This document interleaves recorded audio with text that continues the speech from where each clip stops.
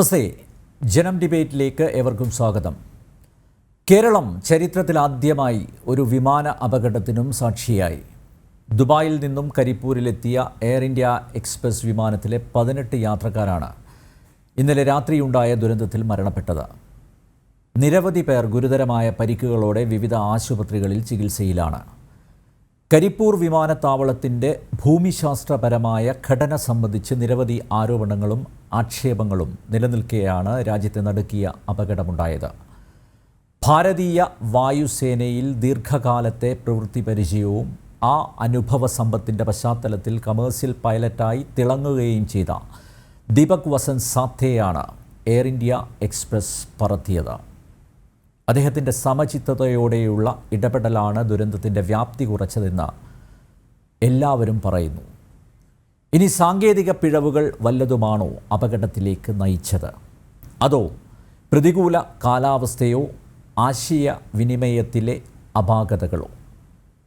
ജനഡിബേറ്റ് പരിശോധിക്കുന്നു. വ്യോമയാന മേഖലയിലെ വിദഗ്ധനും ഈസ്റ്റ് വെസ്റ്റ് എയർലൈൻസിൻ്റെ അമരക്കാരനുമായിരുന്ന ശ്രീ ഫൈസൽ അബ്ദുൽ വാഹിദ്, ദീർഘകാലം എയർ ഇന്ത്യയുടെ ഗ്രൗണ്ട് ഹാൻഡ്ലിങ്ങിൽ സേവനം അനുഷ്ഠിച്ച റിപ്പബ്ലിക്കൻ പാർട്ടി ഓഫ് ഇന്ത്യയുടെ ദേശീയ ഉപാധ്യക്ഷ കൂടിയായ ശ്രീമതി നുസ്രത് ജഹാൻ, സൗദി ആരാംകോയിൽ ജോലി ചെയ്യുന്ന എയർക്രാഫ്റ്റ് എഞ്ചിനീയർ ശ്രീ ബബിരാജ് എന്നിവരാണ് ഇന്നത്തെ സംവാദത്തിൽ അതിഥികളായി പങ്കെടുക്കുന്നത്. എല്ലാ അതിഥികളെയും ഈ സംവാദത്തിലേക്ക് സ്വാഗതം ചെയ്യുന്നു. ഒപ്പം പ്രേക്ഷകരെയും. ശ്രീ വാഹിദിൽ നിന്ന് ഈ സംവാദം ആരംഭിക്കാം. ശ്രീ വാഹിദ്, കരിപ്പൂർ വിമാന ദുരന്തത്തെപ്പറ്റി DGCA അന്വേഷിക്കുന്നുണ്ട്. ഇന്ന് കേന്ദ്ര വ്യോമയാന മന്ത്രി അന്വേഷണത്തിലൂടെ മാത്രമേ അപകട കാരണങ്ങളിൽ വ്യക്തത ഉണ്ടാകൂ എന്ന് വിശദീകരിച്ചിട്ടുണ്ട്. വിമാനത്തിൻ്റെ 2 ബ്ലാക്ക് ബോക്സുകൾ കണ്ടെത്തി, ഫ്ലൈറ്റ് ഡാറ്റ റെക്കോർഡറും കിട്ടി. ഏവിയേഷൻ രംഗത്തെ അനുഭവത്തിൻ്റെ വെളിച്ചത്തിൽ ഈ അപകടത്തെ താങ്കൾ എങ്ങനെയാണ് വിലയിരുത്തുന്നത്?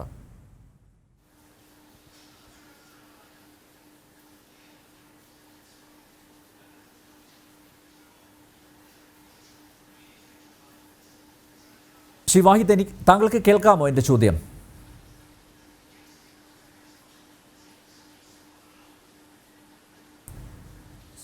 ശ്രീ വാഹിദിലേക്ക് വരാം. ശ്രീമതി നുസ്രത് ജഹാൻ, വ്യോമസേനയിൽ ഫൈറ്റർ പൈലറ്റായിരുന്നു ദീപക് സാത്തേ. വൈമാനികരുടെ വൈമാനികൻ എന്നാണ് സിവിൽ ഏവിയേഷൻ രംഗത്ത് അദ്ദേഹം അറിയപ്പെടുന്നത്. ഇത്രയേറെ അനുഭവ സമ്പത്തുള്ള ഒരു വൈമാനികന് കയ്യബദ്ധം പറ്റുമെന്ന് കരുതാനാവില്ല. പിന്നെ സംശയിക്കാവുന്നത് എയർ ട്രാഫിക് കൺട്രോളിങ്ങിൻ്റെ പിഴവാണ്. പ്രതികൂല കാലാവസ്ഥയിൽ ക്യാപ്റ്റന് കൃത്യമായ ലാൻഡിംഗ് നിർദ്ദേശങ്ങൾ നൽകുന്നതിൽ എന്തെങ്കിലും പാകപ്പിഴകൾ ഉണ്ടായി കാണുമോ?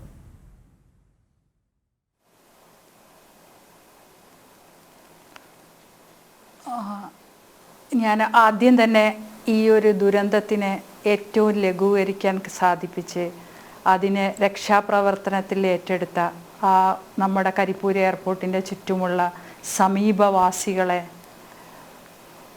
ആശംസിച്ചുകൊണ്ട് തന്നെ ഞാൻ തുടങ്ങട്ടെ. കാരണം നമ്മൾ ഇന്നലെ കണ്ട ദുരന്തം ഇന്ത്യ കണ്ട ഏറ്റവും വലിയൊരു ദുരന്തമായി മാറുമായിരുന്നു.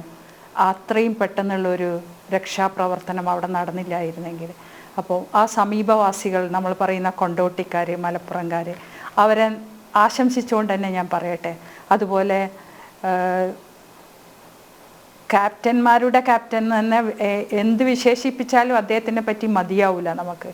ആ ഒരു വൈമാനികനും കോ പൈലറ്റും നമ്മുടെ മുമ്പിൽ നമുക്ക് സമ്മാനിച്ചത് എന്ന് വെച്ചാൽ ഒരുപാട് പേരുടെ ജീവൻ നമുക്ക് തന്ന് അവരെ ജീവൻ എടുത്തുപോയ അവരുടെ മുമ്പിൽ ഞാൻ പ്രണാമം അർപ്പിച്ചുകൊണ്ട് ഒരു ഏവിയേഷൻ മേഖലയിൽ നിന്ന്, കാരണം നമ്മളൊന്നും ഒരിക്കലും കേട്ടിട്ടല്ലാതെ നമ്മളെ കൺമുമ്പിൽ കണ്ട ഈ ദുരന്തം ഇത്ര ലഘൂകരിച്ച് അവരെ എല്ലാം നമിച്ചുകൊണ്ട് ഞാൻ പറയണം. കാരണം ഇത് പിഴവുകൾ പറയുമ്പോൾ നമുക്ക് തീർച്ചയായിട്ടും കമ്മ്യൂണിക്കേഷൻ പിഴവുകൾ തന്നെയാണ് നമ്മൾ കണ്ട പല ദുരന്തത്തിനും കാരണമായത്. അത് ഇതിലും സാധ്യത കുറവൊന്നുമല്ല. പക്ഷേ പ്രതികൂല കാലാവസ്ഥ ഒരു വലിയ വിഷയമായിരുന്നു അവിടെ. കാരണം ഇന്നലെ പ്രതികൂല കാലാവസ്ഥ പറയുമ്പോൾ കാരണം വിസിബിലിറ്റി ഉണ്ടായി എന്ന് പറയുന്ന ഒരു അവസ്ഥ ഉണ്ട് പലത്. കാരണം പിന്നെ സോഷ്യൽ മീഡിയയിലും പലത് നമ്മൾ കാരണം ഇങ്ങനെയുള്ള ഒരു ഇൻവെസ്റ്റിഗേഷൻ നടക്കുന്ന സമയത്ത് നമ്മൾ ആധികാരികമായിട്ട് നമ്മൾക്കത് പറയാൻ പോലും ഈ മേഖലയിലുള്ള നമ്മൾ അത് പാടില്ല. പക്ഷേ എന്നാലും പറയാണ്ടിരിക്കാൻ വയ്യ. കാരണം പലതും ഊഹാപോഹങ്ങളാണ് കൂടുതൽ കഥ പ്രചരിച്ചുകൊണ്ടിരിക്കുന്നത്. അപ്പോൾ ഈ FDRും CVRും ഒന്നും കിട്ടാതെ തന്നെ നമുക്കൊന്നും പറഞ്ഞ് ഫലിപ്പിക്കാൻ പറ്റില്ല. പക്ഷേ എന്നാലും ഈ ഒരു വിമാനം 2 തവണ സമീപവാസികൾ പറഞ്ഞതും എല്ലാം കൂടി കൂട്ടി യോജിപ്പിക്കുമ്പോൾ അരമണിക്കൂറോളം ഫ്ലൈ ചെയ്തു, ഓവർ ഫ്ലൈ ചെയ്തു, ലാൻഡ് ചെയ്യുമ്പോൾ ഉണ്ടായ 2 ശബ്ദങ്ങൾ, ഇതൊക്കെ പറയുമ്പോൾ പൈലറ്റ് ശ്രമിച്ചു എയർക്രാഫ്റ്റ് ലാൻഡ് ചെയ്യുക. അപ്പോൾ വിസിബിലിറ്റി ഉണ്ടായിരുന്നില്ല എങ്കിൽ എയർ ട്രാഫിക് ഒരിക്കലും തന്നെ ഒരു ഇത് കൊടുക്കില്ല, സിഗ്നൽ കൊടുക്കില്ല. ഈവൺ ഇഫ് ഇറ്റ് ഈസ് ആ 2000 മീറ്റേഴ്സ് വിസിബിലിറ്റി ഉണ്ടായിരുന്ന ആ സ്ഥലത്ത് ഒരു 500 മാത്രം മതി പൈലറ്റിന് ലാൻഡ് ചെയ്യാൻ വേണ്ടിയിട്ട്. അപ്പോൾ അത് ശ്രമിച്ചു. ആ സമയത്ത് തന്നെ എയർ ഇന്ത്യൻ്റെ ഒരു ടേക്ക് ഓഫ് അവിടെ ഉണ്ടായിരുന്നു എന്നുള്ളതാണ് നമ്മൾ ശ്രദ്ധിക്കേണ്ട ഒരു കാര്യം. ആ ടേക്ക് ഓഫിന് വേണ്ടി ഇയാളുടെ പിന്നി ഹോൾഡ് ചെയ്തോ എന്നുള്ള ഒരു കാര്യം നമ്മൾ അന്വേഷിക്കേണ്ട ഒരു കാര്യമാണ്. ആ ടേക്ക് ഓഫ് വരുമ്പോൾ ഈസ്റ്റിൽ നിന്ന് ലാൻഡ് ചെയ്യാൻ വന്ന എയർക്രാഫ്റ്റ് ഈ വെസ്റ്റിൽ പോയി ലാൻഡ് ചെയ്തു എന്നാണ് ഒരു വിഭാഗം പറയണേ. ഇതെല്ലാം എയർപോർട്ടിൻ്റെയും ഊഹാപോഹങ്ങളിലൊന്നും പറയാൻ പറ്റില്ല. കുറച്ച് ഇതാക്കിയിട്ട് നമ്മൾ സീരിയസ്ലി എടുക്കേണ്ട കാര്യമാണ് എങ്ങനെ. പക്ഷേ അത് ആക്സിഡൻറ്റ് സംഭവിച്ചിരിക്കുന്നത് ഈസ്റ്റിൽ നിന്ന് തന്നെയാണ്. അപ്പോൾ ഈ വിൻഡിൻ്റെ ടെയിൽ വിൻഡ് എങ്ങനെ പോയി എന്നുള്ളതാണ്. അപ്പോൾ അവിടെ വീണ്ടും നമ്മളെ പ്രകൃതി തന്നെ അതിൻ്റെ ഒരു ഇതായിട്ട് വരുന്നുണ്ട് അതിൻ്റെ ഇടയ്ക്ക്. അപ്പോൾ ഈ ഒരു ടേക്ക് ഓഫ് സമയത്ത് ഉണ്ടായപ്പോൾ ഹോൾഡ് ചെയ്തപ്പോൾ പൈലറ്റിൻ്റെ 2ാം തവണ ഇത് മെസ്സേജ് കിട്ടാണ്ട് പോയോ, ഇതൊക്കെ നമ്മൾ CDRൽ തന്നെ ചെക്ക് ചെയ്യേണ്ട ഒരു വിഷയമാണ്. പ്ലസ് ഈ ഒരു ലാൻഡിങ് സ്കിപ്പായി എന്ന് പറയുമ്പോൾ നമ്മൾ ഈ ബ്രേക്ക് കാലിക്കറ്റ് എയർപോർട്ടിനെ പറ്റി പറയുമ്പോൾ അതൊരു വലിയ കഥയാണ്. കാരണം കാലിക്കറ്റ് എയർപോർട്ട് എന്നും ഒരു സംസാരം ഉണ്ടായ കാലം തൊട്ടേ ടേബിൾ ടോപ്പ് എയർപോർട്ട്, അങ്ങനെ ഒരു ഓമന പേര് ഇന്ത്യയിൽ തന്നെ എയർലൈൻ ടെർമിനോളജിയിൽ തന്നെ ഇല്ലാത്തൊരു വേർഡ് യൂസ് ചെയ്ത് ആ കാലത്ത് ഒരു കലക്ടർ ഫയൽ ക്ലോസ് ചെയ്തപ്പോൾ ആ ടേബിൾ ടോപ്പിൽ ഇത് പറ്റില്ല. ടേബിൾ ടോപ്പിൽ this is a 737-800 Boeing aircraft. അതിനാകെ 1600 മീറ്റർ ഉണ്ടെങ്കിലും ഈ റൺവേയിൽ അത് ലാൻഡ് ചെയ്യുക. ഇത്രത്തോളം സ്ഥലം ഉണ്ടായിട്ടും ടേബിൾ ടോപ്പിൽ നിന്ന് ഇത് തെന്നിപ്പോയി. എയർപോർട്ടിനെ കുറ്റം പറയണം. എയർപോർട്ടിന് ഈവൻ 330 വരെ ലാൻഡ് ചെയ്യാൻ കപ്പാസിറ്റിയുള്ള എയർപോർട്ടാണ് നമ്മുടെ. അപ്പോൾ ഒരു എയർപോർട്ട് ടേബിൾ ടോപ്പ് ആയതുകൊണ്ട് സ്കിഡ് ചെയ്തു എന്നുള്ളത് പറയാൻ നമുക്കൊരിക്കലും പറ്റില്ല. അപ്പോൾ പ്രകൃതിയും കമ്മ്യൂണിക്കേഷനും ഉള്ളതിൻ്റെ ഇടയ്ക്കുള്ള ഒരു പ്രയാസമാണ് അവിടെ അനുഭവപ്പെട്ടിട്ടിരിക്കുന്നത്. പിന്നെ ഈ ബ്രേക്കിൽ ചവിട്ടി പറയുമ്പോൾ ബ്രേക്ക് കിട്ടി. ഈ എയർപോർട്ടിൽ എന്നും ഞാൻ പറയണം, ഇന്നും ഞാൻ എയർപോർട്ട് അതോറിറ്റിയെ ഈവൻ 6 months ബാക്ക് ഇവിടെ ഇൻവെസ്റ്റിഗേഷൻ നടന്ന സമയത്ത് റബ്ബർ ഡെപ്പോസിറ്റ്സ് വരും എയർക്രാഫ്റ്റ് ലാൻഡ് ചെയ്യുമ്പോൾ. ഇത് നമ്മൾ കണ്ടിന്യൂസ്ലി റൺവേ ക്ലീൻ ചെയ്തുകൊണ്ട് പോകണം. ഈ റൺവേ ക്ലീനിങ് ഇവിടെ എത്രത്തോളം കണ്ടിന്യൂസ് ആയിട്ട് ഇൻസ്റ്റൻ്റ്ലി നടന്നു എന്നുള്ളത് നമ്മൾ ചെക്ക് ചെയ്യേണ്ട വലിയൊരു വിഷയമാണ്. പിന്നെ കുറേ കാര്യം ആ റബ്ബർ ഡെപ്പോസിറ്റ് വരുമ്പോൾ even there is a heavy rainfall on it എയർക്രാഫ്റ്റിൻ്റെ വീല് സ്കിപ്പാവും. നമ്മൾ സാധാരണ ഭാഷയിൽ പറയുകയാണെങ്കിൽ കാറ് പോകുമ്പോൾ ആ കാറിൻ്റെ ടയർ റോഡിൽ ഒരഞ്ഞിട്ട് വരുന്ന ആ റബ്ബറിനെയാണ് ഈ റബ്ബർ ഡെപ്പോസിറ്റ് എന്ന് ഉദ്ദേശിക്കുന്നത്. ആ റബ്ബർ ഡെപ്പോസിറ്റ് നമ്മളിപ്പോൾ റോഡിലാണെങ്കിൽ മഴ വരുമ്പോൾ സ്കിപ്പ് ചെയ്ത് വെഹിക്കിൾ പോകാറില്ലേ, അതേ സംഗതി ഇത്രയും കഴിഞ്ഞ ജൂലൈയിൽ റൺവേയിൽ തകരാറുകൾ ഉണ്ടായിരുന്നതായി രേഖകളുണ്ട്. ഇതിൻ്റെ പേരിൽ വിമാനത്താവള ഡയറക്ടർക്ക് വ്യോമയാന മന്ത്രാലയം നോട്ടീസ് നൽകിയിരുന്നു. പ്രധാനമായും കണ്ടെത്തിയത് നേരത്തെ ചൂണ്ടിക്കാണിച്ച ഈ റബ്ബർ അവശിഷ്ടങ്ങൾ തന്നെയായിരുന്നു. മാത്രമല്ല ഈ റൺവേയിൽ 1.5 മീറ്റർ ദൈർഘ്യമുള്ള വെള്ളക്കെട്ട്, മാത്രമല്ല ഡിജിറ്റൽ ഡിസ്പ്ലേ പ്രവർത്തിക്കുന്നില്ല എന്നും കണ്ടെത്തിയിരുന്നു. എനിക്കൊരു കാര്യം കൂടി അറിയാനുള്ളത്, ഈ എയർ ട്രാഫിക് കൺട്രോൾ അവർ ഈ കനത്ത മഴ കാരണം ഈ ടാർമാക്കിൽ വെള്ളം കെട്ടിക്കിടക്കുന്നു, അതുകൊണ്ട് ലാൻഡ് ചെയ്യരുത് എന്ന ഒരു നിർദ്ദേശം കൊടുത്തിരുന്നെങ്കിൽ ഈ അപകടം ഒഴിവാക്കാമായിരുന്നില്ലേ? It's exactly. അത് എന്തുകൊണ്ട് ഇത്രയും വെള്ളം, ഇത്രയും വലിയ ഹെവി റെയിൻ ഉണ്ടായിട്ട് ഈ റൺവേയിൽ കെട്ടിക്കിടന്ന ഈ വെള്ളം ഉണ്ട് എന്നുള്ള ഇൻഫർമേഷൻ അറ്റ്ലീസ്റ്റ് ഈ പൈലറ്റിന് കൊടുക്കാമായിരുന്നു. അത് അദ്ദേഹം ഈ ഫ്ലൈറ്റ് ഡൈവേർട്ട് ചെയ്യാൻ ഒരുപാട് ഉപകരിക്കും. He will not try for രണ്ടാമത്തെ ഒരു ലാൻഡിങ്ങിന് ഹി വിൽ നോട്ട് ട്രൈ. വെള്ളം കാണുന്നതുകൊണ്ടാവാം, he can see, he's having വിസിബിലിറ്റിനോ. അപ്പോൾ ആ ഒരു ഇൻഫർമേഷൻ പൈലറ്റിന് പാസ് ചെയ്തോ എന്നുള്ളത് നമുക്ക് CVR എന്ന് തന്നെ അറിയാൻ പറ്റുള്ളൂ. ഇപ്പോൾ ഈ എയർക്രാഫ്റ്റിൻ്റെ വിഷയം പറയുമ്പോൾ നമുക്ക് എന്തായാലും ഉറപ്പായി എല്ലാം അതിലുണ്ടാവും. കാരണം നമ്മളിപ്പോൾ കടലിലൊന്നും അല്ലല്ലോ വീണിട്ടുള്ളത്, നമുക്കെല്ലാം കിട്ടിക്കഴിഞ്ഞു. CVR voice even to the co pilot how he was talking. ഇത് കാണുമ്പോൾ ഉണ്ടാകുമ്പോൾ visibility, what all they discussed. ഈ കാരണം 2 പ്രാവശ്യം ബ്രേക്ക് കിട്ടിയില്ല എന്ന് പറയുമ്പോൾ, അല്ലെങ്കിൽ ഹിസ് ഫ്യൂവൽ ഫിനിഷ്ഡ് എന്ന് പറഞ്ഞ് ഇങ്ങനെ കഥകൾ ഇറക്കുന്നുണ്ട്. കാരണം ഡൈവേർട്ട് ചെയ്യാൻ വേണ്ടിയാണോ ഇത് എന്നുള്ള അന്വേഷിക്കണം. കാരണം കാലിക്കറ്റ് എയർപോർട്ട് അതോറിറ്റി എടുക്കേണ്ട കുറേ മെഷേഴ്സ് എക്കാലത്തും കാലിക്കറ്റ് എയർപോർട്ട്, കാരണം എയർപോർട്ട് അതോറിറ്റി ഓഫ് ഇന്ത്യൻ്റെ അണ്ടറിൽ വരുന്ന ഒരേ ഒരു എയർപോർട്ട് ഇപ്പോൾ ഇത്രയും ലാഭത്തിലോടുന്നത് കോഴിക്കോട് മാത്രമേ ഉള്ളൂ. 2 കോർപ്പറേറ്റ് കമ്പനികൾ തന്നെ പറയാം, 2 പ്രൈവറ്റ് വിമാനങ്ങളുടെ നടുവിൽ കിടക്കുന്ന ഒരു കുഞ്ഞ് എയർപോർട്ടായത്. ഒരു കാലത്ത് ഇന്ത്യയിൽ ഏറ്റവും റവന്യൂ ജനറേറ്റ് ചെയ്ത എയർ ഇന്ത്യൻ്റെ ഏറ്റവും റവന്യൂ 3rd സ്റ്റാൻഡിൽ നിന്ന് എയർപോർട്ടായിരുന്നു. ആ സമയത്താണ് ഇവിടെ റൺവേ സ്ട്രെങ്തണിങ് അല്ല എന്ന് പറഞ്ഞത്. അവിടെ നമ്മൾ പിന്നോട്ട് കഥ പോകണം. നമ്മൾ ഇവിടെ വെച്ചൊന്നും ഇതിൻ്റെ ഇൻവെസ്റ്റിഗേഷൻ അവസാനിപ്പിക്കാൻ പാടില്ല. കാരണം 4.5 കൊല്ലത്തിൻ്റെ സമരത്തിന് ശേഷമാണ് സേവ് കരിപ്പൂർ മൂവ്മെൻറ്റിലൂടെ നമ്മളൊക്കെ ഈ വിമാനത്താവളം തുറന്ന് ഇവിടെ ഒരു എയർക്രാഫ്റ്റ് വരാൻ തുടങ്ങിയത്, വൈഡ് ബോഡി എയർക്രാഫ്റ്റ്. ആ സമയത്ത് ഇവർ ക്ലോസ് ചെയ്യുമ്പോൾ പറഞ്ഞിരുന്നത് എന്താണ്, ജസ്റ്റ് റൺവേ സ്ട്രെങ്തണിങ്. ഈ റൺവേ സ്ട്രെങ്തണിങ് പറഞ്ഞ് എയർപോർട്ട് ഇതാക്കിയപ്പോൾ it's not fit for code aircraft പറഞ്ഞു. അങ്ങനെ കൺഫ്യൂഷനാക്കി ഈ എയർപോർട്ട് അതോറിറ്റി ഇവിടുത്തെ. പക്ഷേ ഇതൊന്നും ഡൽഹിയിൽ ആർക്കും അറിയുന്നുമില്ല. എല്ലാം ഇവിടെ നടക്കുന്ന ഒരു ഫയലുകളും കഥയായിട്ട് എന്നും മാറിയിരുന്നു. മാഡം, കരിപ്പൂർ എയർപോർട്ടിൽ എത്ര കാലം പ്രവർത്തിച്ചിട്ടുണ്ട്? അന്നും ഈ പരാതികളൊക്കെ ഉണ്ടായിരുന്നോ? അതൊന്നും അഡ്രസ്സ് ചെയ്തില്ല എന്നാണോ പറയുന്നത്? ദിസ് ഇസ് എൻ 88-ൽ ഓപ്പൺ ചെയ്ത എയർപോർട്ടാണ്.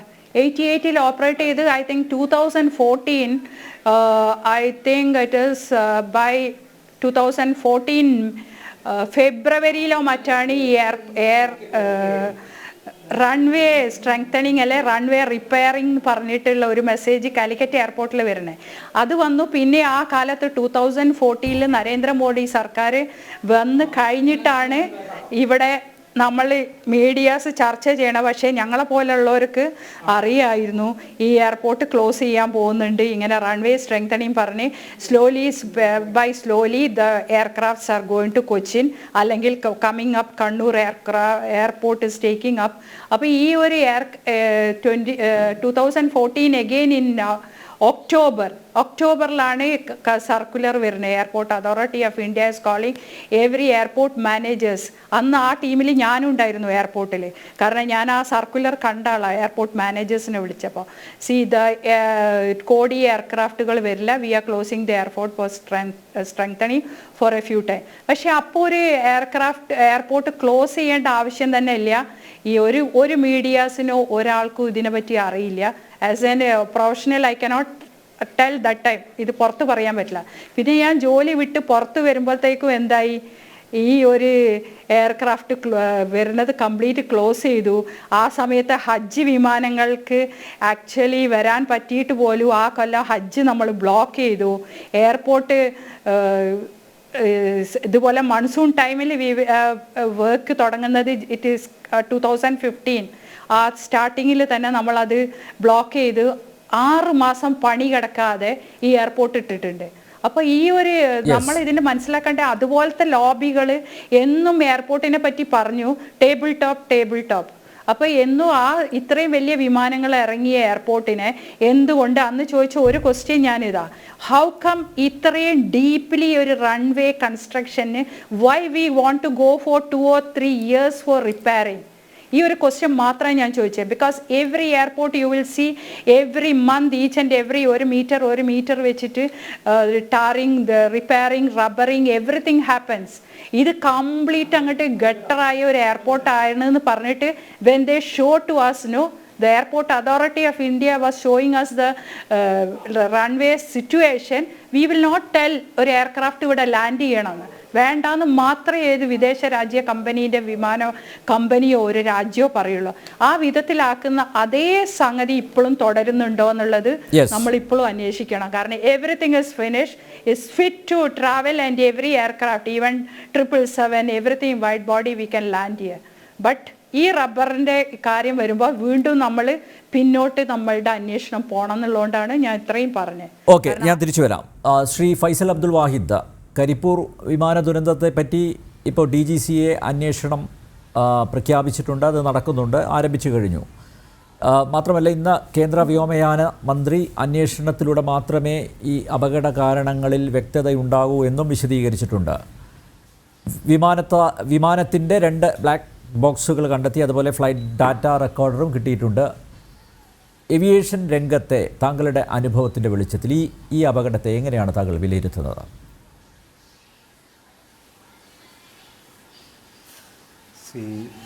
ഇത് മിസ്സസ് നുസറത്ത് ജഹാൻ പറഞ്ഞതുപോലെ ഇതൊരു കോംപ്ലെക്സ്ഡ് ഇഷ്യൂസ് ഉണ്ട്. First of all there is no doubt ഈ നമ്മുടെ ഈ കാലിക്കറ്റ് എയർപോർട്ട് കുറച്ച് എയർഫീൽഡ് അത് ഒരു ട്രിക്കി ആണെന്നുള്ളതിന് സംശയമില്ല. I heard what she said, with all due respect to what Nusrat Jahan said. there is enough length of runway, അതായത് 9000+ റൺവേ ആണ് ഇപ്പോഴും പുതിയതായിട്ട് ചെയ്തിട്ടുള്ള runway. So that is good enough for a 737, there is no doubt. But ഈ 2 ഹില്ലോക്ക് ഉള്ളതുകൊണ്ട്, അതായത് എയർഫീൽഡിൻ്റെ മുമ്പിൽ ഈ ഒബ്സ്ട്രക്ഷൻ കഴിഞ്ഞിട്ടാണ് ഫൈനലിൽ വരുന്നത് ആക്ച്വലി. അപ്പോൾ അതിൻ്റേതായ ഒരു ട്രിക്കി എയർഫീൽഡ് എന്നുള്ളത് there is no doubt.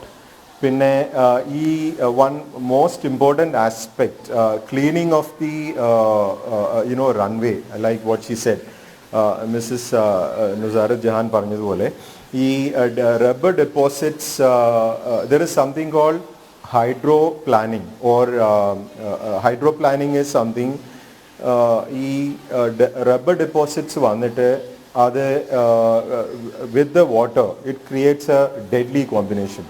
അപ്പോൾ എയർക്രാഫ്റ്റ് വന്ന് ടച്ച് ഡൗൺ ചെയ്യുന്ന സമയത്ത് ഇത് ഈ സർഫേസിൽ വാട്ടർ ലോഗിങ് ഉള്ള സമയത്ത് ഇത് ടച്ച് ചെയ്തിട്ട് keeps skipping actually. So a vital part of the runway is lost by the pilots. ഒരു 1000 feet മാർക്കർ, അതിനകത്ത് തന്നെ ത്രഷോൾഡിനകത്തുള്ള 1000 feet മാർക്കറിൽ ടച്ച് ഡൗൺ ചെയ്യണമെന്നുള്ളത് വളരെ ഇമ്പോർട്ടൻ്റ് ആണ് ഇങ്ങനെയുള്ള എയർഫീൽഡ്സിൽ ആക്ച്വലി.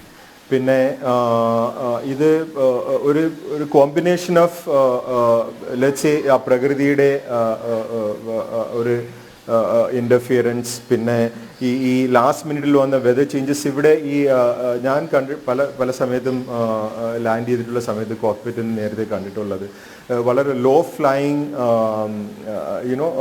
ലോ ക്ലൗഡ് സഡൻലി ഈ വെതർ സമയത്ത് ഇങ്ങനെ വരാറുണ്ട് ആക്ച്വലി. അപ്പോൾ അതൊരു വലിയ ഇഷ്യൂ ആണ്. മിനിമം വിസിബിലിറ്റി 500 meters ആയിരുന്നാലും, so pilot says okay airfield is in sight, then the ATC says okay, you can go ahead and land. But there are sometimes ഇങ്ങനെ ഈ ലോ ക്ലൗഡ്സ് വന്നിട്ട് ഈ വിസിബിലിറ്റി ഹാമ്പർ ചെയ്യുന്ന issue ഉണ്ട്. പക്ഷേ water logging ഉണ്ടായിരുന്നു എന്നുള്ളത് സത്യമാണ്. വാട്ടർ ലോഗിങ് ഉണ്ടായിരുന്നു എന്നുണ്ടെങ്കിൽ എത്ര millimeter ATC is supposed to check. അവർ ലിറ്ററലി ഒരു സ്കെയിൽ കൊണ്ടുപോയിട്ട് ഇതിൻ്റെ ഒരു റെഫറൽ പോയിന്റ് ഉണ്ട്. സാധാരണ റെഫറൽ പോയിന്റ് എന്ന് പറയുന്നത് ഇവർ ഒരു റൺവേയുടെ നടുക്കെങ്ങാനായിരിക്കും ചെക്ക് ചെയ്യുന്നത്. But that's not correct. That's not the correct way of checking. They should check it right at the threshold of the runway. അതായത് ബിഗിനിങ് ഓഫ് ദ റൺവേയിൽ ചെക്ക് ചെയ്യണം. 3 millimeter, above 3 millimeter ആണെന്നുണ്ടെങ്കിൽ ഇവർ പറഞ്ഞതനുസരിച്ച് they should have been not given permission to land actually. That's a very vital point. Here ഇവരെ പിന്നെ വേറൊരു ഇപ്പോൾ ഒരു ട്രാക്കിംഗ് കമ്പനി, അതായത് ഒരു ഇൻ്റർനാഷണൽ എയർക്രാഫ്റ്റ് ട്രാക്കിംഗ് ചെയ്യുന്ന ഒരു ഇൻ്റർനാഷണൽ കമ്പനിയുണ്ട്. ഇപ്പോൾ അവർ പറഞ്ഞിരിക്കുന്നതനുസരിച്ച് ഇത് ആദ്യത്തെ 10 റൺവേ 10-ൽ ഇവർ അറ്റംപ്റ്റ് ചെയ്തു. രണ്ടാമത്തെ അറ്റംപ്റ്റിൽ വന്നിരിക്കുന്നത് സ്പീഡ് വന്നിരിക്കുന്നത് ഓൾമോസ്റ്റ് 170 knots ആണ് ഇപ്പോൾ ട്രാക്കിംഗ് ഡിവൈസിൽ കാണിച്ചിരിക്കുന്നത്. ആൻഡ് വളരെ റിലയബിൾ ആയിട്ടുള്ള ഒരു റഡാർ ട്രാക്കിംഗ് ആണ് ഇത്, ഇൻ്റർനാഷണൽ റഡാർ ട്രാക്കിംഗ്, റഡാർ 24 എന്ന് പറഞ്ഞിട്ട്. അപ്പോൾ 171 speed was too high, which means there was, പിന്നെ അതുപോലെ തന്നെ ഒരു ഇൻഡിക്കേറ്റർ കാണിച്ചിരിക്കുന്നത് 17 to 20 knots tail wind ഉണ്ടായിരുന്നു actually. So that is also extremely, that makes it an extreme difficult proposition for the pilot to then control the aircraft. So പിന്നെ വേറൊരു ഇതിനകത്തുള്ള ഒരു സത്യം എന്ന് പറയുന്നത്, both and most unfortunately Captain Sate and his co-pilot both are not there to defend themselves. I mean all kind of theories, വളരെ premature ആയിട്ട് പല തിയറീസും ഇപ്പോൾ ആളുകൾ പറയുന്നുണ്ട്, so called experts and all that, ഇതായിരുന്നു ക്യാപ്റ്റൻ ലാൻഡിംഗ് ഗിയർ വർക്ക് ചെയ്തിരുന്നില്ല, അങ്ങനെ വരെ പറയുന്ന. അത് ശരിയായിരിക്കുമോ Shri Faisal? Landing gear work ചെയ്തില്ല, മാത്രമല്ല ഈ ടയർ ലോക്ക് ചെയ്തു എന്നൊക്കെ പറയുന്നുണ്ട്.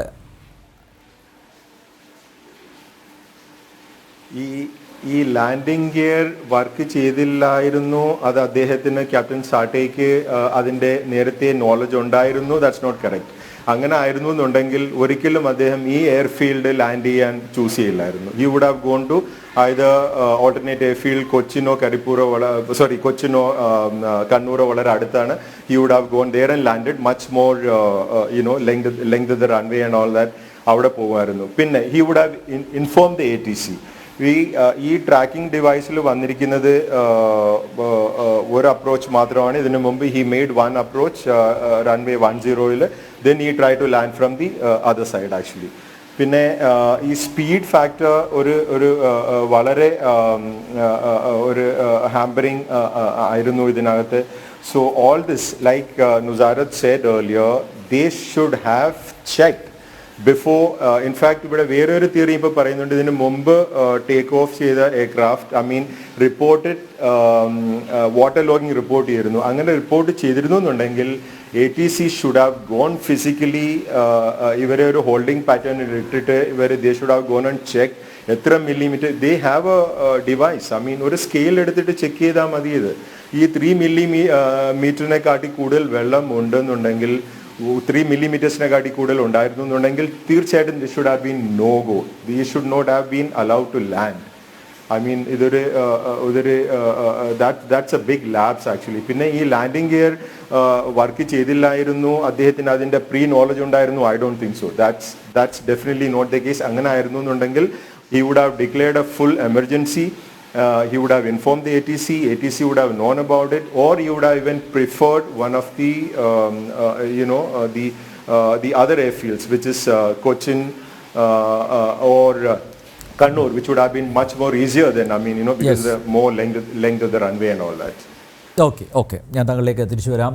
BJP സംസ്ഥാന വക്താവ് അഡ്വക്കേറ്റ് ബി ഗോപാലകൃഷ്ണനും ഈ സംവാദത്തിൽ ജനഡിബേറ്റ് തുടരുന്നു. അഡ്വക്കേറ്റ് ബി ഗോപാലകൃഷ്ണൻ, നേരത്തെ ഇവിടെ ചർച്ച ചെയ്തത് കരിപ്പൂർ വിമാനത്താവളത്തിലെ റൺവേയിൽ ചില പ്രശ്നങ്ങൾ അത് നേരത്തെ തന്നെ കണ്ടെത്തിയിരുന്നു, കഴിഞ്ഞ ജൂലൈ മാസത്തിൽ തന്നെ. അതായത് റബ്ബർ ഡെപ്പോസിറ്റ് ഉണ്ട്, മാത്രമല്ല വെള്ളക്കെട്ട് ഉണ്ട്, ഡിജിറ്റൽ ഡിസ്പ്ലേ പ്രവർത്തിക്കുന്നില്ല. അങ്ങനെ വിമാനത്താവള ഡയറക്ടർക്ക് വ്യോമയാന മന്ത്രാലയം നോട്ടീസ് നൽകുകയും ചെയ്തിരുന്നു. ഒരു പക്ഷേ ഈ അപകടം ഉണ്ടാവാനുള്ള കാരണം ഇതായിരിക്കാം എന്ന് നേരത്തെ സംസാരിച്ചവർ ചൂണ്ടിക്കാണിക്കുകയും ചെയ്തു. അങ്ങനെയാണെങ്കിൽ അത് വിമാനത്താവള അധികൃതരുടെ ഭാഗത്തു നിന്നുള്ള വീഴ്ചയായിട്ട് തന്നെയല്ലേ കാണേണ്ടത്? വ്യോമയാന മന്ത്രാലയം കുറെ കൂടി ഗൗരവത്തോടെ ഈ വിഷയത്തെ സമീപിക്കേണ്ടതായിരുന്നില്ലേ? ഞാൻ ആദ്യമായിട്ട് നമ്മുടെ ഇന്നത്തെ ഈ ദുരന്തപൂർണമായിട്ടുള്ള ഈ അന്തരീക്ഷത്തിൽ ക്യാപ്റ്റന്മാർ 2 പേർ, 2 പൈലറ്റ്മാർ, അവർ 2 പേരും അതുപോലെ ധാരാളം യാത്രക്കാരും നമ്മളെ വിട്ടുപോയി. അവർക്ക് ആദരാഞ്ജലികൾ അർപ്പിക്കുകയാണ്. കേൾക്കുന്നുണ്ടല്ലോ അല്ലേ? കേൾക്കുന്നുണ്ട്. പറയാം. അവർക്ക് ആദരാഞ്ജലികൾ അർപ്പിക്കുകയാണ്. അടിസ്ഥാനപരമായിട്ട് ഈ വിഷയത്തെക്കുറിച്ച് ധാരാളം ചർച്ചകൾ ഇപ്പൊ നടന്നുകൊണ്ടിരിക്കുന്നുണ്ട്. വാസ്തവത്തിൽ എന്താണ് കാരണമെന്നുള്ളതിനെ കുറിച്ച് വ്യത്യസ്തങ്ങളായിട്ടുള്ള അഭിപ്രായങ്ങളാണ് വന്നിരിക്കുന്നത്. പക്ഷെ ഒരു കാര്യം നമുക്ക് എല്ലാവർക്കും അറിയാം, വളരെയേറെ പരിചയസമ്പന്നനായ, വളരെ കൂടുതൽ എല്ലാ തരത്തിലും പരിചയ സമ്പന്നതയുള്ള ക്യാപ്റ്റനാണ് ഈ എയർക്രാഫ്റ്റ് ലാൻഡ് ചെയ്യാൻ വേണ്ടി ശ്രമിച്ചിട്ടുള്ളത്. എന്ന് മാത്രമല്ല, ഏതാണ്ട് 27 പ്രാവശ്യം കരിപ്പൂർ എയർപോർട്ടിൽ അദ്ദേഹം ലാൻഡ് ചെയ്തിട്ടുണ്ട്. പക്ഷേ അദ്ദേഹത്തിന്റെ കസിന്റെ ഒരു ട്വീറ്റ് എന്റെ ശ്രദ്ധയിൽപ്പെട്ടു. അദ്ദേഹത്തിന്റെ കസിന്റെ ട്വീറ്റിൽ പറയുന്നത്, നേരത്തെ ഇവിടുത്തെ ചില ടെക്നിക്കൽ കാര്യങ്ങൾ കൂടുതൽ അറിയുന്നവർ സൂചിപ്പിച്ചതുപോലെ ഈ ഒരു ബെല്ലി ലാൻഡിങ്ങിന് ടയറിറക്കാൻ പറ്റാത്ത അവസ്ഥ വന്നപ്പോൾ വീല് സ്റ്റക്കാവുകയോ അല്ലെങ്കിൽ മറ്റേതെങ്കിലും ടെക്നിക്കൽ റീസൺ കൊണ്ട് ഒരു ബെല്ലി ലാൻഡിങ്ങിന് തയ്യാറായിട്ടുണ്ടോ എന്ന ഒരു സംശയം അദ്ദേഹത്തിന്റെ കസിൻ പ്രകടിപ്പിക്കുകയുണ്ടായി. അതേസമയത്ത് നേരത്തെ പറഞ്ഞതുപോലെ തന്നെ ഹൈഡ്രോ പ്ലാന്റ്, അതായത് ധാരാളം വെള്ളം കട്ടിയായി നിൽക്കുകയും അവിടെ റബ്ബറിന്റെ ഇതൊക്കെ നേരത്തെ തന്നെ 2010 മുതൽ തന്നെ ഈ വിഷയത്തെക്കുറിച്ച് ധാരാളം അഭിപ്രായ വ്യത്യാസങ്ങൾ വന്നിരുന്നു. നേരത്തെ അനിൽ ചൂണ്ടിക്കാണിച്ചതുപോലെ 2019 ഈ എയർ ഇന്ത്യ അതോറിറ്റി ഈ കാര്യത്തെ സൂചിപ്പിച്ചുകൊണ്ട് വാർണിംഗ് ലെറ്ററും കൊടുത്തിട്ടുള്ളതാണ്. മാത്രമല്ല 2010 മാംഗ്ലൂരിലുണ്ടായിട്ടുള്ള വിമാന അപകടം ഇതിൽ നിന്ന് ഏതാണ്ടൊരു സമാനതയുള്ളതാണ് എന്നൊരു സംശയമുണ്ട്. എന്നാലും ഈ ടേബിൾ ടോപ്പ് റൺവേ സ്വാഭാവികമായിട്ടും ഹൈലി റിസ്ക് ആണ്. അതിന്റെ കാര്യമായിട്ടുള്ള വിശദം എന്താണ് എന്നുള്ളതിനെ കുറിച്ച് പൂർണ്ണമായും ഇപ്പോഴും വെളിയിൽ വന്നിട്ടില്ല. പക്ഷെ 2 കാര്യം നമുക്ക് ഇതിനകത്ത് സൂചിപ്പിക്കാനുണ്ട്. ഒന്ന്, കരിപ്പൂർ വിമാനത്താവളം കുറെ കാലമായിട്ട് അറ്റകുറ്റപ്പണിക്ക് ഇട്ടിരിക്കുകയായിരുന്നു. റൺവേ അടക്കമുള്ള അറ്റകുറ്റപ്പണികൾ നടത്താൻ വേണ്ടി ഇട്ടിരിക്കുകയായിരുന്നു. അവിടെ വിസിബിലിറ്റിയുടെ പ്രശ്നമുണ്ട്, ലൈറ്റ്നിങ്ങിന്റെ പ്രശ്നമുണ്ട്, ബ്രേക്കിങ്ങിന്റെ പ്രശ്നമുണ്ട്, വാട്ടർ നിലനിൽക്കുന്നതിന്റെ പ്രശ്നമുണ്ട്. അങ്ങനെ ധാരാളം റൺവേയുടെ പ്രോബ്ലം പറഞ്ഞിരുന്നു. അപ്പോൾ അതിനിടയിലാണ് വളരെ കൂടുതൽ പൊളിറ്റിക്കൽ പ്രഷറൊക്കെ ഉണ്ടായിരുന്നു. ഈവൻ എന്നോട് പോലും, ഞാനടക്കം ഈ വിഷയവുമായി ബന്ധപ്പെട്ട് ഹജ്ജിന്റെ വിഷയവും അതുപോലെ കരിപ്പൂർ വിമാനത്താവളത്തിൽ വലിയ വിമാനങ്ങൾ വന്നിറങ്ങണം എന്ന് പറഞ്ഞുകൊണ്ട് വലിയ പ്രഷർ ഉണ്ടായിരുന്നു. അപ്പോൾ ഏതാണ്ട് പണികളൊക്കെ പൂർത്തീകരിച്ചു എന്ന റിപ്പോർട്ടിന്റെ അടിസ്ഥാനത്തിലാണ് അത് തുറന്നു കൊടുത്തത്. പക്ഷേ സ്വാഭാവികമായിട്ടും കുറച്ചുകൂടെ ശ്രദ്ധിക്കേണ്ടതായിരുന്നു. പക്ഷെ എപ്പോഴും അങ്ങനെയാണല്ലോ, അപകടം വരുമ്പോഴാണല്ലോ. ഇതിനു മുമ്പും ഇത് തുറന്നതിന് ശേഷം ധാരാളം എയർക്രാഫ്റ്റുകൾ അവിടെ ലാൻഡ് ചെയ്തിട്ടുണ്ട്. പക്ഷെ ഓരോ അപകടം വരുമ്പോഴാണ് നമ്മൾ കൂടുതൽ ശ്രദ്ധിക്കുന്നത്. എന്തായാലും ഞാൻ ഒരു കാര്യത്തിൽ സമാധാനിക്കുന്നത്, അദ്ദേഹത്തിന്റെ എക്സ്പീരിയൻസ് കൊണ്ടാവാം, പൈലറ്റിന്റെ എക്സ്പീരിയൻസ് കൊണ്ടാവാം, ഞാനിന്ന് കേട്ടത് അദ്ദേഹം ഇഞ്ചൻ ഓഫ് ചെയ്തിരുന്നു എന്നുള്ളതാണ്. എയർക്രാഫ്റ്റിന്റെ ഇഞ്ചൻ ഓഫ് ചെയ്തില്ലായിരുന്നുവെങ്കിൽ ഒരുപക്ഷെ മാംഗ്ലൂരിൽ ഉണ്ടായത് സംഭവിക്കുമായിരുന്നു എന്നാണ്. എന്ന് പറഞ്ഞാൽ നമുക്ക് ചിന്തിക്കാൻ പോലും പറ്റാത്ത രീതിയിൽ, നമുക്ക് ആലോചിക്കാൻ പോലും പറ്റാത്ത രീതിയിലുള്ള ഒരു വലിയ ദുരന്തം, ഇതിനേക്കാൾ വലിയ ഒരു മാരകമായ ദുരന്തം ഉണ്ടാകുമായിരുന്നു എന്നാണ് പറയുന്നത്. സാധാരണ ഈ ത്രെഷോൾഡ് ലാൻഡിങ്ങിൽ പ്രധാനപ്പെട്ട 2 ടൈപ്പിലുള്ള ലാൻഡിംഗ് ഉണ്ടല്ലോ. ഒന്ന് ഈ ILS വഴി സാധാരണ ചെയ്യാറുണ്ട്, അല്ലെങ്കിൽ മാനുവൽ ലാൻഡിംഗ് ഉണ്ട്. ബാഡ് വെതറൊക്കെ വരുമ്പോൾ സാധാരണ മാനുവൽ ലാൻഡിംഗ് ആണ് ചെയ്യുക എന്നാണ് ഞാൻ മനസ്സിലാക്കിയതിൽ നിന്ന് എനിക്ക് ബോധ്യമായിട്ടുള്ളത്. അപ്പൊ ഇവിടെ ഇപ്പം മാനുവൽ ലാൻഡിംഗ് ആണോ ILS ലാൻഡിംഗ് ആണോ, അതുപോലെ തന്നെ റൺവേയുടെ വിസിബിലിറ്റിയുടെ കുറവാണോ? പക്ഷെ വെള്ളത്തിൽ തെന്നിമാറി എന്നാണ് പൊതുവേ ഉള്ള ഒരു കാഴ്ചപ്പാട് കേൾക്കുന്നത്. പക്ഷെ എന്തൊക്കെ പറഞ്ഞാലും അത് അടിസ്ഥാനപരമായിട്ടുള്ള ഒരു പിശക് ഉണ്ടായിട്ടുണ്ട്. കാരണം മന്ത്രാലയം നോട്ടീസ് കൊടുത്തിരുന്നു. മന്ത്രാലയം നോട്ടീസ് കൊടുത്തിട്ടും വേണ്ട വിധത്തിലുള്ള ഒരു കരുതൽ നമ്മുടെ ബഹുമാനപ്പെട്ട മുഖ്യമന്ത്രി ഇടക്കിടക്ക് പറയുന്നു ജാഗ്രത. ആ ജാഗ്രതയുടെ ഒരു കുറവ് അവിടെ കാര്യമായിട്ട് ഉണ്ടായിട്ടുണ്ടോ എന്ന് സംശയിക്കേണ്ടിയിരിക്കുന്നു. അനിൽ പറഞ്ഞത് ഒരു പരിധിവരെ നമുക്ക് ഈ സമയത്ത് ചിന്തിക്കേണ്ട ഒരു കാര്യം തന്നെയാണ്. ഒരു ജാഗ്രത കുറവ് ഉണ്ടായിട്ടുണ്ടോ? റൺവേയിൽ വെള്ളം ഇല്ലായിരുന്നില്ലേ? ഇത്തരം കാര്യങ്ങളൊക്കെ ഇനിയും വെളിയിൽ വരാനിരിക്കുന്നതേ ഉള്ളൂ. പക്ഷെ ഒരു ജാഗ്രത കുറവ് ഉണ്ടായിട്ടുണ്ടോ? കാരണം 2 പ്രാവശ്യം അതിനകത്തൊരു എനിക്ക് അത് ഇവിടുത്തെ ടെക്നിക്കലായിട്ട് ഈ കാര്യങ്ങൾ കൂടുതൽ അറിയാവുന്ന ഈ പാനലിസ്റ്റുകൾക്ക് പറയാൻ പറ്റും. 2 പ്രാവശ്യം അദ്ദേഹം ലാൻഡ് ചെയ്യാൻ വേണ്ടിയുള്ള ശ്രമം നടത്തിയെന്നാണ്. അപ്പൊ 2 പ്രാവശ്യം ലാൻഡ് ചെയ്യാനുള്ള ശ്രമം നടത്തിയ ഇതേപോലെ പരിചയസമ്പന്നനായിട്ടുള്ള ഒരാൾ അവിടെ എന്തെങ്കിലും തരത്തിൽ ലാൻഡ് ചെയ്യാൻ പറ്റാത്തൊരവസ്ഥ വന്നതുകൊണ്ടാവില്ലേ 2 പ്രാവശ്യം അദ്ദേഹം അതിന് പരിശ്രമിച്ചത്? അതല്ല റൺവേക്ക് കുഴപ്പമില്ല, അല്ലെങ്കിൽ റൺവേയിൽ വെള്ളമില്ല, അല്ലെങ്കിൽ ലൈറ്റിന്റെ വിസിബിലിറ്റി ഇല്ല, അല്ലെങ്കിൽ നമ്മളൊക്കെ ഈ ഫിസിക്സിൽ പഠിച്ച പോലെ മരീചികയായിട്ട് ഏതാണ്ട് ഈ ഇത് ഇറങ്ങുന്ന സ്ഥലത്തുനിന്ന് അത് വീല് ടച്ച് ചെയ്യേണ്ട ഒരു സ്ഥലമുണ്ടല്ലോ. സാധാരണ റൺവേയിൽ അങ്ങനെ ഒരു മാർക്കിംഗ് ഉണ്ട്. ആ മാർക്കിങ്ങിന് മുന്നിലോ പിന്നിലോ ഒക്കെ പോയിട്ട് അത് ടച്ച് ചെയ്ത് കഴിഞ്ഞാൽ, ഇപ്പൊ നേരത്തെ ഒരു സുഹൃത്ത് പറഞ്ഞല്ലോ അതിന്റെ ടെയിൽ എൻഡ് ഭയങ്കര കൂടുതലായിരുന്നു എന്ന് പറഞ്ഞു. അപ്പൊ മാർക്കിങ്ങിന്റെ പൊസിഷന്റെ അപ്പുറത്ത് പോയിട്ടാണ് അത് ടച്ച് ചെയ്യാൻ ശ്രമിച്ചിട്ടുണ്ടെങ്കിൽ അതൊക്കെ ദുരന്തത്തിന് കൂടുതൽ ചാൻസസ് കൂടുതലാണ്. പക്ഷെ 2 പ്രാവശ്യം അദ്ദേഹം പരിശ്രമിച്ചിട്ടാണ് പിന്നെ ഈ ലാൻഡ് ചെയ്യുന്നത്. സംഭവിച്ചു. അപ്പൊ ആ 2 പ്രാവശ്യം അദ്ദേഹത്തിന് ലൈറ്റിന്റെ കുറവാണോ, വിസിബിലിറ്റിയുടെ കുറവാണോ, അതോ വെള്ളം ഉള്ളത് കൊണ്ടാണോ, അതോ ഒരു ബെല്ലി ലാൻഡിങ്ങിന് വേണ്ടി അദ്ദേഹം തയ്യാറായതാണോ? എന്തായാലും സ്വിച്ച് ഓഫ് ചെയ്തിരിക്കും. എഞ്ചിന്റെ സ്വിച്ച് ഓഫ് ചെയ്തു എന്നുള്ളത് ഒരു യാഥാർത്ഥ്യമാണ്. അപ്പൊ എഞ്ചിന്റെ സ്വിച്ച് ഓഫ് ചെയ്തു എന്ന് പറഞ്ഞാൽ അതിനർത്ഥം അദ്ദേഹം ഈ അപകടത്തെ മുൻകൂട്ടി കണ്ടു എന്നല്ലേ? അതൊക്കെ ഒരുപക്ഷെ ഈ പാനലിസ്റ്റുകൾക്ക് കൂടുതൽ പറയാൻ കഴിയും. പക്ഷെ നമുക്ക് എല്ലാവർക്കും അറിയാവുന്ന ഒരു കാര്യം കൂടി പറഞ്ഞ് ഞാൻ നിർത്താം. കരിപ്പൂർ വിമാനത്താവളം ഈ രീതിയിൽ മുന്നോട്ട് കൊണ്ടുപോകണോ വേണ്ടയോ എന്നുള്ളതിനെ കുറിച്ച് കൂടുതൽ ചിന്തിക്കേണ്ടി വരും. അവിടെ വികസന പ്രവർത്തനത്തിന് വേണ്ടി കരിപ്പൂർ ഈ ടേബിൾ ടോപ്പ് എന്ന് പറയുന്ന റൺവേയുടെ വികസനത്തിന് വേണ്ടി ധാരാളം ശ്രമങ്ങൾ നടത്തിയിട്ട് അത് പരാജയപ്പെട്ടു. ഇന്ന് മുഖ്യമന്ത്രി ആ കാര്യം സൂചിപ്പിച്ചിരുന്നു. അദ്ദേഹത്തിന്റെ വാർത്താ സമ്മേളനത്തിലും ആ കാര്യം പറഞ്ഞിരുന്നു. അവിടെ റൺവേ വീതി കൂട്ടാനും നീളം കൂട്ടാനുമുള്ള ശ്രമമൊക്കെ പരാജയപ്പെട്ടു. അപ്പൊ അങ്ങനെ പരാജയമടയുന്ന ഒരു അന്തരീക്ഷത്തിൽ ഈ റിസ്കി ആയിട്ടുള്ള ഒരു ഗെയിം നാം നടത്തണോ വേണ്ടയോ എന്നുള്ളതിനെ കുറിച്ച് നാം ഒന്നും കൂടി ആലോചിക്കണം. അതെ, തീർച്ചയായും അക്കാര്യത്തിൽ ഒരു പുനരാലോചന ആവശ്യമായി വന്നിരിക്കുന്നു. ഞാൻ താങ്കളിലേക്ക് തിരിച്ചു വരാം. അഡ്വക്കേറ്റ് ഗോപാലകൃഷ്ണൻ, ശ്രീ ബബിരാജ്, ഇപ്പം 13 വയസ്സാണ് വിമാനത്തിന്, അല്ലേ? 13 വർഷത്തെ പഴക്കം. ഇതൊരു കാലപ്പഴക്കമാണോ?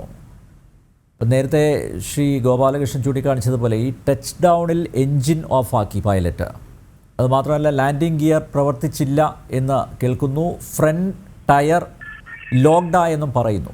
ഒരു സാങ്കേതിക വിദഗ്ധൻ എന്ന നിലയിൽ താങ്കളുടെ അനുമാനങ്ങൾ പ്രേക്ഷകരുടെ മുന്നിൽ അവതരിപ്പിക്കാമോ? കാരണം 2 തവണ ലാൻഡിങ്ങിന് ശ്രമിച്ചു, പക്ഷേ അത് പരാജയപ്പെട്ടു. എന്തൊക്കെയോ പ്രശ്നങ്ങൾ അദ്ദേഹത്തിന് മുന്നിലുണ്ട്. അതുകൊണ്ട് തന്നെ ആയിരിക്കാമല്ലോ ഒരു പക്ഷേ ക്യാപ്റ്റൻ സാത്തെ അത് വീണ്ടും ടേക്ക് ഓഫിലേക്ക് പോയത്. അപ്പോൾ എന്തായിരിക്കാം പ്രശ്നങ്ങൾ? അദ്ദേഹം അഭിമുഖീകരിച്ച പ്രശ്നങ്ങൾ എന്തായിരിക്കാം? സാങ്കേതിക പ്രശ്നങ്ങളുണ്ടോ, അതോ കമ്മ്യൂണിക്കേഷൻ പ്രശ്നങ്ങൾ ഉണ്ടോ? റൺവേയിൽ ഇതുപോലുള്ള തടസ്സങ്ങൾ വല്ലതും ഉണ്ടായിരിക്കുമോ? എന്തായിരിക്കാം അദ്ദേഹം അഭിമുഖീകരിച്ചത്? First of all, I would like to give my hearty condolences to the people who have been deceased. അവരുടെ ഫാമിലിക്ക് എല്ലാ സപ്പോർട്ടും പ്രേയേഴ്സും കൊടുക്കണം. പിന്നെ ഇനിയിപ്പോ പറഞ്ഞ പോലെ വാട്ടർ ലോഗിങ്, റൺവേയിൽ വാട്ടർ ലോഗിങ്, മാഡം പറഞ്ഞ പോലെ വാട്ടർ ലോഗിങ് ഉണ്ടെന്ന് പറഞ്ഞു കഴിഞ്ഞാൽ അതൊരു ഇഷ്യൂ ആണ്. കാരണം അത് ITCയുടെ ഉത്തരവാദിത്തമാണ്. അവർ എത്ര സെന്റിമീറ്റർ വെള്ളമുണ്ട് എന്നുള്ളത് ചെക്ക് ചെയ്യേണ്ടതും, പിന്നെ വെള്ളത്തിനൊരു ഈ ടേബിൾ ടോപ്പ് റൺവേ ആയതുകൊണ്ടാണ് ഇങ്ങനൊരു സംഭവം ഉണ്ടായതെന്ന് ഞാൻ യോജിക്കുന്നില്ല. കാരണം അതിനെക്കാട്ടും ഭീകരമായ എയർപോർട്ടാണ് നേപ്പാളിലെ ലുക്ല എയർപോർട്ട്. എന്നുവെച്ചാൽ വേൾഡ്സ് എക്സ്ട്രീം ആൻഡ് ഡേഞ്ചറസ് എയർപോർട്ടാണ് നേപ്പാളിലെ ലുക്ല എയർപോർട്ട്. അപ്പൊ അതൊക്കെ സംബന്ധിച്ച് നോക്കുകയാണെന്ന് വെച്ചെങ്കിൽ ഇത് 50 മീറ്റർ റൺവേ ലെങ്ത് ഉണ്ട്. അപ്പോൾ ടേബിൾ ടോപ്പ് ആയതുകൊണ്ടാണ് ഇങ്ങനെ സംഭവം ഉണ്ടായതെന്നുള്ളത് നമുക്ക് പറയാൻ പറ്റില്ല. ഒരു മേജർ ഫാക്ടർ നമ്മളിവിടെ വെതറാണ്. പിന്നെ ക്യാപ്റ്റൻ ഫൈസൽ പറഞ്ഞ പോലെ 170 നോട്ട്സ് എന്ന് പറഞ്ഞാൽ കുറച്ച് അധികമുള്ള ലാൻഡിംഗ് സ്പീഡാണ്. അപ്പോൾ ഒരു ഹാർഡ് ലാൻഡിംഗ് സംഭവിച്ചു കാണണം ടച്ച് ഡൗണിൽ. അതൊരു ഫാക്ടറാണ്. പിന്നെ ടെയിൽ വിൻഡ് എന്ന് പറഞ്ഞു കഴിഞ്ഞാൽ അതൊരു വലിയൊരു 12 നോട്ട്സ് അന്ന് ആ സമയത്ത് 12 നോട്ട്സ് ആണ് ടെയിൽ വിൻഡ്. 260 ഡിഗ്രിയിൽ നിന്നാണ് വിൻഡ് വന്നിരിക്കുന്നത്. പക്ഷെ അവരിപ്പോ റൺവേ 10 ആദ്യത്തെ ടച്ച് ഡൗൺ ചെയ്തു എന്നാണ് നമ്മുടെ റിപ്പോർട്ട് പ്രകാരം പറയുന്നത്, ആദ്യത്തെ അറ്റംപ്റ്റ്. പിന്നെ റൺവേ 28 പോയി എന്നുള്ളത്, പക്ഷെ അത് എന്തുകൊണ്ടാണെന്നുള്ളത് നമ്മൾ ചോദിക്കേണ്ടതാണ്. കാരണം ഓപ്പോസിറ്റ് സൈഡിൽ എന്തുകൊണ്ട് പോയി, ക്രോസ് വിൻഡ് വന്നോ, വിൻഡ് ഡയറക്ഷൻ മാറിയോ, അപ്പൊ അത് അറിയേണ്ട കാര്യമാണ്. പിന്നെ ലാൻഡിംഗ് ഗിയറിന്റെ ഫെയിലിയർ. കാരണം ഫസ്റ്റ് അറ്റംപ്റ്റ് നടത്തിയപ്പോൾ അഥവാ ലാൻഡിംഗ് ഗിയർ താഴെ വന്നിട്ടില്ലെങ്കിൽ പൈലറ്റിന് ക്ലിയർ ഇൻഡിക്കേഷൻ കാണും. കാരണം 3 ഗ്രീൻ ലൈറ്റുകൾ കത്തും ലാൻഡിംഗ് ഗിയർ താഴെ വന്ന് ലോക്കായി കഴിഞ്ഞാൽ. അപ്പൊ അത് ഒരു ലൈറ്റ് പോലും കത്തിയിട്ടില്ലെങ്കിൽ pilot immediately emergency operating procedure follow ചെയ്യണം. ATC അറിയിക്കണം എന്റെ ലാൻഡിംഗ് ഗിയർ താഴെ വന്നിട്ടില്ല. അപ്പോൾ ഒരു മേഡേ ഡിക്ലെയർ ചെയ്യണം. ഒരു എമർജൻസി പ്രൊസീജിയർ ആണ്. പിന്നെ അത് നടന്നിട്ടില്ല എന്നാണ് നമുക്ക് മനസ്സിലാക്കേണ്ടത്. ആള് വീണ്ടും അറ്റംപ്റ്റ് നടത്തുകയാണ് ചെയ്തത്. അപ്പൊ അങ്ങനെ ഒരു ലാൻഡിംഗ് ഗിയർ പ്രശ്നമുണ്ടെങ്കിൽ ഡെഫിനറ്റ്ലി ആള് ഡൈവേർട്ട് ചെയ്യേണ്ടതാണ്. പക്ഷെ അത് സംഭവിച്ചിട്ടില്ല. He tried again. അപ്പോൾ ലാൻഡിംഗ് ഗിയർ ഫെയിലായി ഇല്ലെങ്കിൽ ലാൻഡിംഗ് ഗിയർ താഴെ വന്നില്ല എന്നുള്ളത് നമുക്ക് പറയാൻ പറ്റില്ല ഈ ഒരു സിറ്റുവേഷനിൽ. ശ്രീ ഫൈസലിന് എന്തോ പറയാനുണ്ടോ? ശ്രീ ഫൈസൽ, ഈ ലാൻഡിംഗ് ഗിയർ ഈ ലാൻഡിംഗ് ഗിയറിൻ്റെ ഇഷ്യൂ ഇപ്പോൾ പറയുന്നത് ഐ തിങ്ക് ഇറ്റ്സ് ഓൾമോസ്റ്റ് വളരെ സ്പെക്യുലേറ്റീവ് ആയിട്ടുള്ള ഒരു ഇഷ്യൂ ആണ് അത്. കാരണം it's too premature to say anything actually. നമുക്ക് CVR ഉണ്ട്, DFDR ഉണ്ട്, digital flight data recorder will give each and every moment, the speed, how the aircraft deviated, everything will be there in it actually, and the CVR will give the last 30 minutes lolla complete conversation adinathu kanum. Ee landing gear ippo panelist paranjadupole supposing landing gear down allayirunnu, I mean if malfunctioning o adalla all green കാണിക്കുന്നില്ല എന്നുണ്ടെങ്കിൽ immediately the cockpit itself will get a warning, and a very loud warning. ഈ 700 ഫീറ്റിന് താഴെ വന്നാൽ അതിനകത്ത് 2 types of warning ഉണ്ട് actually. And so there is no way Captain Sate would have missed it, and he would have even had a choice to ask the ATC that, I mean, you know, whether they can check physically. And not only that, landing gear താഴത്തോട്ട് വരുമ്പോഴത്തേക്ക് it creates more drag, more noise and everything. So it is highly impossible that Captain Satek അറിയില്ലായിരുന്നു landing gear is not down. അത് എന്തായാലും ശരിയല്ല. Supposing landing gear down, I mean malfunctioning ആയിരുന്നു എന്നുണ്ടായിരുന്നെങ്കിൽ അദ്ദേഹം with his experience and whatever, and as a certified pilot of Boeing 737, he would have 100%, or any pilot for that matter, would have declared a full emergency. And in that scenario, this would not have been the airport they would have chosen. And Captain was, as I heard about him, I knew him through friends and all. He was a extremely diligent pilot, and he was part of the Air Force, I believe, Bhuj Air Force in avudathe Gujaratile Bhujile Air Force inde wing inde head ayirunnu അദ്ദേഹം. And he was a very diligent, extremely clinical in his approach and all that about flying. He was known as an extremely a diligent pilot. So there is no way that ATC would not have been the thing. Then ATC would have come in picture. Then they would have said, okay, I mean, even they would have given their suggestions. Okay, then you don't land here. I mean, land in a better airfield and whatever actually. So this theory, and so many theories, it's unfair. In the face of this big tragedy, actually, it's extremely unfair for us to come to various theories, അതായിരുന്നു ഇതായിരുന്നു അതിനെക്കാട്ടി നമ്മൾ actually of course നമ്മളിപ്പോൾ വിശകലനം ചെയ്യുന്നു. Most important, it's a very big tragedy for aviation, very big personal tragedy for a very young captain and his co-pilot. He was hardly 57, the Captain Sati. And there's a time for us to mourn, and of course in retrospection there have been issues with the safe field. We need to correct. DGCA's actions are in question. The airport authorities' actions are in question. They should have definitely physically checked what is the amount of waterlogging that's happening, and that is almost a criminal negligence എന്നാണ് ഞാൻ പറയുന്നത്. I mean, Shri Faisal, ഒരു കാര്യം കൂടി ചോദിക്കട്ടെ, പ്രേക്ഷകരുടെ അറിവിലേക്കായി അത് പറയണം. ഈ ബെല്ലി ലാൻഡിങ്ങിൻ്റെ കാര്യം അതൊന്ന് എക്സ്പ്ലെയിൻ ചെയ്യാമോ താങ്കൾക്ക്?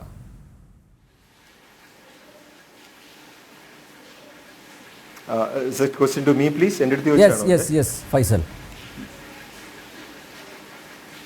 Okay, see, belly landing, you do it obviously when you're, if the landing gear is malfunctional, landing gear work ചെയ്യുന്നില്ല എന്നുണ്ടെങ്കിൽ, then you have no choice but to do a belly landing. But there are, I mean, the pilots are given certain techniques and certain, ways where you can reduce the impact with the angle with which you come and land and all that. പക്ഷേ അങ്ങനെ ഒരു situation ആയിരുന്നു എന്നുണ്ടെങ്കിൽ he would have declared it. He needed to declare a full emergency.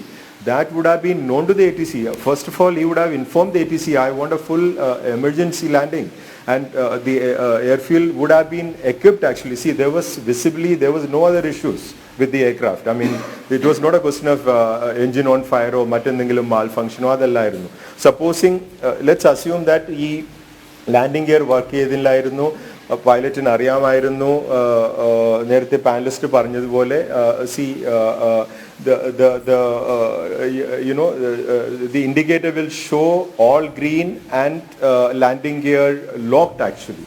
ആ സിറ്റുവേഷനിലല്ല നമ്മൾ land ചെയ്യാൻ വരുമ്പോഴത്തേക്ക് there is a warning in the cockpit, a very loud warning from the computer which says too low and go around. There are two warnings actually. അപ്പോൾ അത് ഒരു കാരണവശാലും ഒരു pilot കോക്പിറ്റിൽ അത് മിസ്സാവില്ല actually. So my assumption is that, my honest assumption is that there was no such situation in the aircraft. There is a possibility, there is always a possibility, a malfunction can happen at the time of touchdown point, if the landing gear collapsed and whatever and all that is a part of the investigation. For us, it's too speculative right now to say, അല്ല ഇത് ബെല്ലിയിലാണ് land ചെയ്തത്, things like that. Even ഞാനും കണ്ടായിരുന്നു അദ്ദേഹത്തിന്റെ കസിന്റെ ആ posting, captain സാട്ടിയുടെ കസിന്റെ posting in Facebook and Twitter and all that. And I think it's a little presumptuous right now. Okay. And it's not fair. It's not fair to Captain Sate himself and his co-pilot and for all of us who are part of this tragedy. Yes, Faisal. തിരിച്ചെത്താം മറ്റൊരു ഇടവേള കൂടി.